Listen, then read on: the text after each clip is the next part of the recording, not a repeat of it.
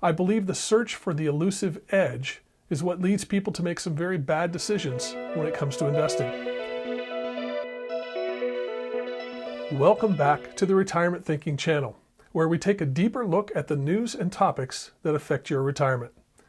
Today's topic is one that I'm pretty sure most people on their way to retirement have thought about, especially recently. Let me ask you a simple question. If you knew what the future held, would it change how you invest? You know, the idea of somehow getting tomorrow's news today is an intriguing one. But what would you do if you had this knowledge? From time to time, Hollywood tells stories about how knowing the future might be used to someone's advantage. The favorite in my household was the movie series Back to the Future, where different characters tried to change their own fortunes based on what they knew for sure was going to happen. In the 1944 movie, It Happened Tomorrow, the main character is a journalist who is given a newspaper from one day in the future. As the story unfolds, he tries to use this information to scoop a big story, prevent a box office robbery, and make a few extra bucks betting at the horse track. That sounds reasonable, right? In Early Edition, a TV series from 1996, there was a similar premise. The hero of the show gets tomorrow's newspaper at his door every morning. In this version, though, he chooses to use it exclusively to prevent tragedy. His best friend, however, who he shares the secret with, tries to use the advance information to make money in the stock market. You can't blame him for being tempted. But would it have worked in real life? Investment manager and financial author Barry Ritholtz considers a similar scenario on a larger scale. Imagine if you woke up on January 1st, 2020, knowing that within weeks a pandemic would sweep the world. Would that have been enough to enable you to beat the market by changing your investments?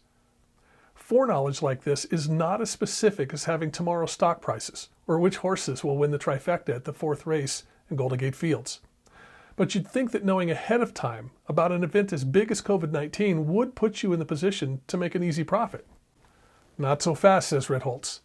Even knowing for sure that the coronavirus would become a global pandemic does not give you actionable investment direction. He lists 5 further pieces of information that you would have had to know in order to beat the market. First, you'd have to know the severity of the pandemic. How bad would it be, and for how long? Second, which countries would be affected most? After all, localized pandemics don't impact the market as much, right?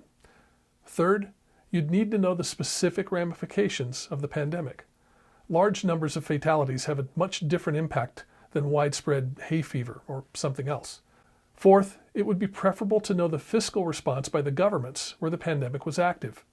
Changes in laws, regulations, and taxes all influence these scenarios. And the fifth and maybe the most important factor is the knowledge of which sectors and stocks would benefit from all of this. According to Ritholtz, once laid out this way, it becomes clear how challenging investing around a giant global event might actually be. We now know that investors with broadly diverse portfolios who made no major changes earned healthy returns in 2020.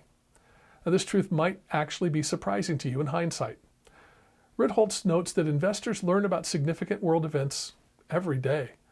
And for nearly all of them, the best approach is to do nothing, stick with their plan, and let the markets run their course. Now, I'd add just one more piece to that by saying that sticking with a poorly diversified portfolio is less desirable in the long run, but much, much better than trying to react to market conditions. And by the way, the main characters in both It Happened Tomorrow and Early Edition found that their special knowledge was more trouble than it was really worth. If you think about it, stories like these normalize the idea that advanced information can and should be sought to help make things easier.